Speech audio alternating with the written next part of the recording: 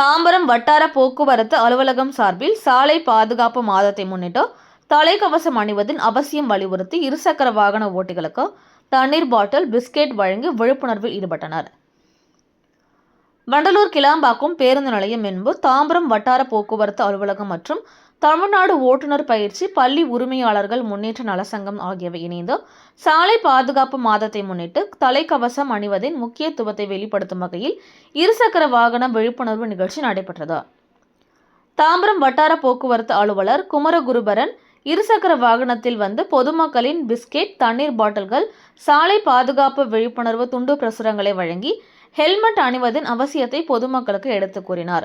சுமார் 200க்கும் மேற்பட்ட வாகன ஓட்டிகளுக்கு தமிழ்நாடு ஓட்டுநர் பயிற்சி பள்ளி சார்பில் பிஸ்கெட், தண்ணீர் பாட்டிலுடன் துண்டு பிரசுரம் வழங்கப்பட்டதால் வாகன ஓட்டிகள் ஆர்வத்துடன் சாலை பாதுகாப்பு துண்டு பிரசுரங்களை வாங்கி சென்றனர்.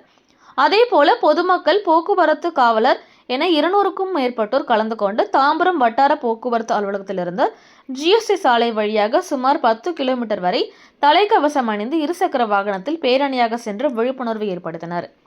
சாலை பாதுகாப்பு மாதத்தை முன்னிட்டு பொதுமக்களுக்கு சாலை பாதுகாப்பு விதிகளை குறித்து பல்வேறு விழிப்புணர்வு நிகழ்ச்சிகள் மற்றும் துண்டு பிரசுரங்கள் மூலமும் வாகன ஓட்டிகளுக்கு விழிப்புணர்வு ஏற்படுத்தினர்.